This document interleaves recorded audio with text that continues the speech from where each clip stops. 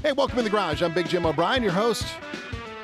Host the morning show here at WCSX in Detroit, Big Jim's house. Okay, I want to talk about a couple cars we've done some reviews on this week. First one, we'll start off with the GMC Sierra Denali, the tailgate one we've all been talking about. Then after that, we'll move to the three-row SUV. That would be the Mazda CX9. Okay.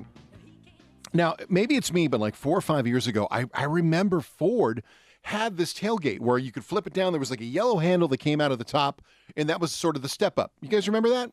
And then, unless I'm totally crazy, Chevrolet actually did a commercial ripping it. Howie Long was poking fun at the guy.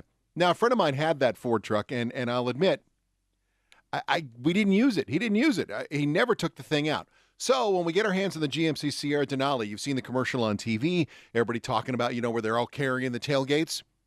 I like this. I like the way it works. It's really cool, the functionality of it. Now, the two buttons on the back of it, we figured it out like in 10 minutes, and it was ready to go. You can even see how easy it was to fold down inside and out. You can extend the bed using the extended tailgate. If you're on rebar or wood or whatever you're putting them back there, you can do that. And then when it folds down to the second part, you'll notice these four, I call them punches right there, these kind of flat blank things for you to use. You could put a sound system in there. You could put, I think it's a kicker sound system, 100 watts as you're tailgating. It's going to be more interesting when they do start introducing hybrid trucks to do that. But for now, you're not going to have that big of a draw on the battery. And even have the little handle on the side. So is this something you're going to use? Yeah, I really think you are. And that's the thing about the GMC Sierra Denali. There are different types of trucks. You've got like, a city truck. The smaller trucks we talk about, like whether it's the Colorado or the Ranger, you see the smaller ones. People use them in cities because it's smaller and easier to get around. Or maybe you live in the burbs and you go and get a half yard of mulch once a year. Then you get to your work trucks. Straightforward, blue collar, just beat the hell out of them work trucks. And then you start getting to your luxury trucks. Again, for Ford, the F-150, it's a limited. You've seen the Ram, the high-end ones. But then when you talk about the Denali, by name, that just means it's going to have everything.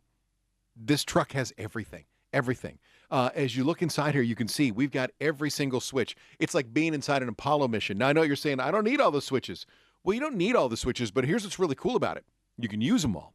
This truck is a mobile office, which we'll get to in a second, but this truck works for work.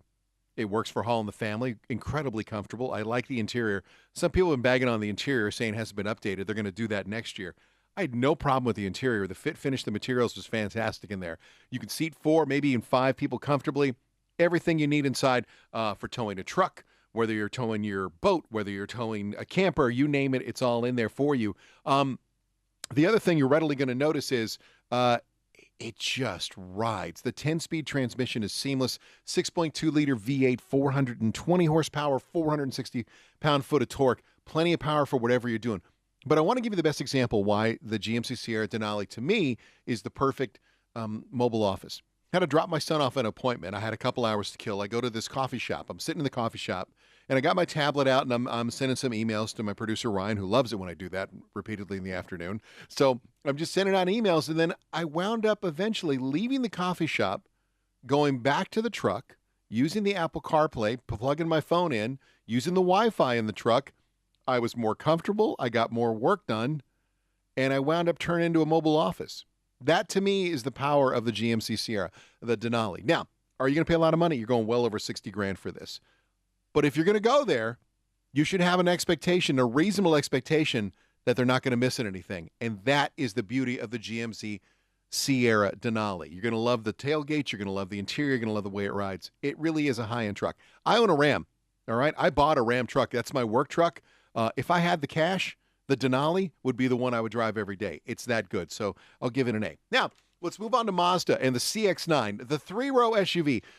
As we all know, there are thousands of SUVs flooding the market, all different makes and models and sizes. We've got CUVs and the larger ones and the mid-size ones. So where does the CX9 fall in? I will readily admit I'm a huge fan of Mazda, the driving experience, the way they handle, the way they're set up. And the Mazda CX-9, as far as the driver goes, I'm right there. We drove the Signature Edition, the all-wheel drive, and if you're in the driver's seat, it's a great ride. It's just another beautiful Mazda to drive. But here's the thing, and I want to talk about this because I guess it's kind of a shot at some of the people that do automotive reviews. How can you review an SUV with 3 rows if you don't have a family? The whole point of an SUV is functionality, right? That's why they're overwhelming sedans, why everyone's buying SUVs. In our mind, we can use them for all sorts of things, whether it's groceries, taking the kids to a hockey game, road trips, vacations, picking up stuff, comfortably having more cargo room. When you get in the CX9, there's a couple things you're going to notice right away. If you flip up the third row, I could barely get a gym bag in the back of it. Seriously. Now, my son, who's 15, who's not the tallest guy in the world, he was very uncomfortable in the second row. It didn't recline. When he was trying to reach down for things, it was ergonomically, it didn't lay out very well, which is startling for Mazda, because Mazda cars generally, when you look at the interior, they're beautiful, which comes to the third thing. I know you're trying to position it as a 3-row SUV, which, by the way, 4 people, that's all you're getting in there. The third row, you're never going to use it. You're never going to use it. Maybe if you're going to Chuck E. Cheese, that's it, but you're never going to use it. But then they wanted to put in a DVD player, entertainment system, right? The whole idea of the family vehicle.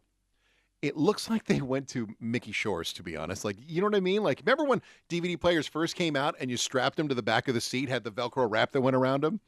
That's what it looks like. So that's the conflict. The CX9 itself to drive is a beautiful Mazda. It's fantastic to drive. It's like all the Mazda brand. Their cars are wonderful to drive. The CX3 as a 3-row SUV, not so much. Not so much. It's kind of a fail. And it's pretty frustrating there too. I'm going to give it a C. And I know Mazda could do better because I've driven better. So I understand what they were shooting for, but at the same time, it didn't quite work out the way they wanted. So there you go. The GMC Sierra Denali, loved it. The Mazda CX9, in my opinion, wasn't my favorite. So you can check them both out. Oh, we will also have the reviews posted at WCSX.com. Follow me on Twitter at WCSXGym. You can email bigjim@WCSX.com. Easiest way to get hold of me there. Thanks again for the time. Thanks again for checking into the garage.